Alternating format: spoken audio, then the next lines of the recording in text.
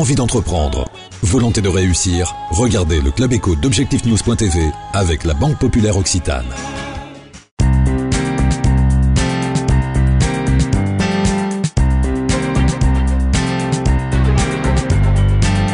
Bonsoir, bienvenue dans le Club Éco d'Objectifnews.tv. Nous recevons ce soir Guillaume Collineau. Bonsoir, vous êtes le gérant d'Aérovision. Bonsoir, oui. Aérovision à Toulouse, c'est depuis 2006, c'est l'aviation d'affaires. Aujourd'hui, que pèse la flotte d'Aérovision ici à Toulouse ?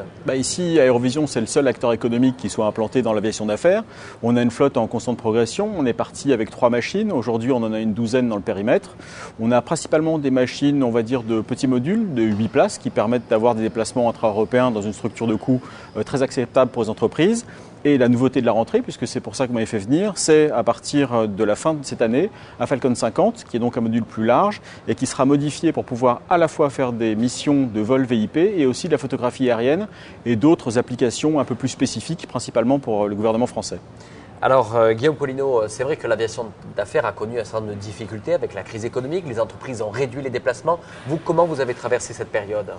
On l'a traversée avec pas mal de difficultés. Cette période a quand même eu le mérite d'assainir un petit peu le marché. Donc, il y a moins de gens olé olé comme on a pu en connaître.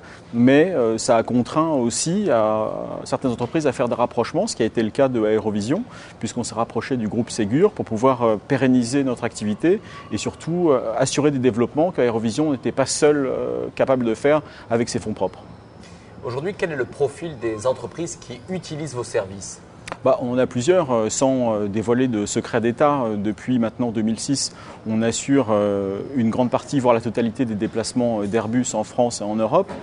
C'est pour nous une grande fierté puisqu'on a été sélectionné parmi des acteurs majeurs du secteur.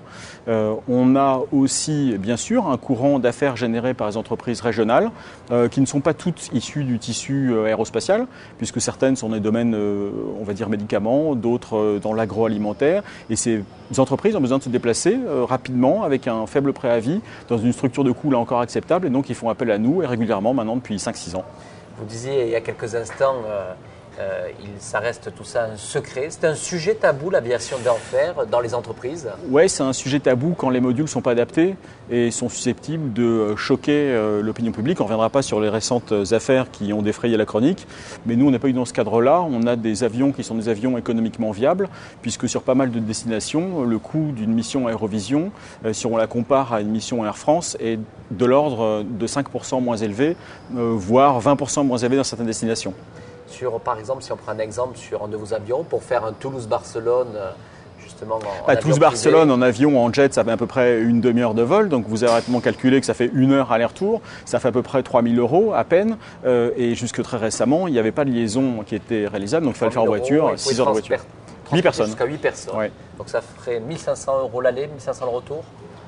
Oui. Avec ou sans carburant ? Avec carburant. Avec carburant. Et avec même de l'eau. Alors, de l'eau d'Alette, c'est la meilleure. Guillaume Collineau, depuis maintenant quelques mois, il y a un sujet polémique dans l'agglomération toulousaine, c'est maintenir ou pas la piste de Francazal.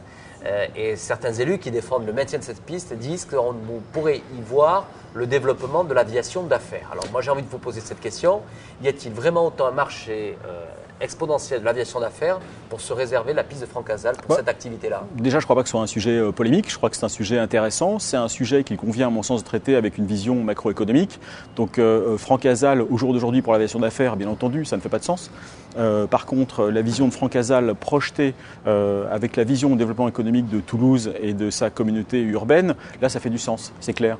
D'autant plus que les nouveaux modules qui sont mis sur le marché par les constructeurs d'avions sont des avions qui sont de plus en plus économiques. Donc, ça fera de plus en plus de sens dans les années à venir d'avoir effectivement un périmètre dédié à ce type d'activité, mais qui ne soit pas uniquement dédié à l'aviation d'affaires, mais qui soit une structure aéroportuaire regroupant un certain nombre d'activités logistiques et économiques reliées là à l'aviation. Oui, ça fait du sens pour moi, mais avec une vision macroéconomique bien entendu. Guillaume Collineau n'a pas évoqué tout à l'heure comment se positionner Toulouse sur ce marché de l'aviation d'affaires en France. En France, Toulouse, c'est la capitale de l'aéronautique en France. Donc on se positionne mal. Pourquoi ? Parce que le marché aujourd'hui est mal perçu par les utilisateurs. La faute à Aérovision aussi un petit peu. On a manqué de capacité de faire connaître la compagnie, mais on ne pouvait pas le faire tant qu'on n'avait pas suffisamment d'avions pour pouvoir se permettre d'assurer la demande. Aujourd'hui, on est en configuration qui nous permet de répondre à notre clientèle. Donc on rentre dans une logique de commercialisation qui fera que Aérovision va devenir un acteur majeur dans le monde de l'aéronautique, non seulement à Toulouse, mais aussi en Europe. C'est notre vision pour les 5 ans à venir. Aujourd'hui, maintenant, depuis quelques années, c'est Aérovision en tout cas qui travaille avec Airbus sur le déplacement de ses cadres dirigeants à l'étranger. C'est un contrat qui est important pour vous ? C'est un contrat qui est important, c'est un contrat qui assure notre fonds de roulement et c'est un contrat qu'on a fait en transparence avec Airbus. Donc on est là dans une logique plus d'assurer une activité plus que dans une logique de dégager du profit. C'est ce qui a plu à Airbus, c'est ce qui nous a plu aussi parce qu'on peut s'adresser sur ce contrat. Non seulement on peut se promouvoir d'avoir été choisi par Airbus qu'un acteur majeur, mais aussi on assure un développement garanti pendant 3-4 années, ce qui est quand même extrêmement rare en ce moment. Alors en tous les cas, quand on veut prendre un avion de la flotte d'Aérovision, il ne faut pas se rendre ici au Hall D. Non, on vient vous chercher. Mais il faut se rendre à l'accès justement de l'aéroport, on va dire, privé. Oui. Qu'est-ce qui, à votre avis, quel est l'événement ou les infrastructures qui peuvent contribuer à donner une dynamique supplémentaire aujourd'hui à l'aviation d'affaires à Toulouse ? Qu'est-ce que l'on peut attendre pour accélérer ce marché ? On peut pas. Je ne pense pas que le développement d'infrastructures spécifiques sur Toulouse puisse développer l'aviation d'affaires.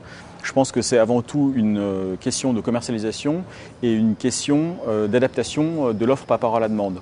Donc il y a peut-être effectivement des moyens de commercialisation qui ne sont pas encore tout à fait explorés, qui méritent de l'être pour pouvoir développer ça. Et puis il faut arrêter quelque part les faux semblants et se rendre compte que des missions réalisées en avion entre guillemets d'affaires, j'aime pas beaucoup ce terme par rapport à notre flotte, on fait plus de l'aviation d'entreprise, sont tout à fait adaptées au modèle économique des entreprises régionales et qu'on n'est pas entre guillemets à essayer de jouer un rôle qui n'est pas le nôtre en étant professionnel dans notre métier. Guillaume Collineau, merci d'avoir répondu merci à vous de m'avoir invité. Merci à vous. Merci.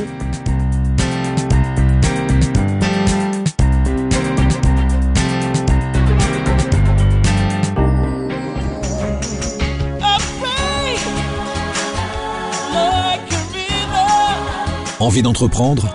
Volonté de réussir ? C'était le Club Éco d'Objectif News.tv avec la Banque Populaire Occitane.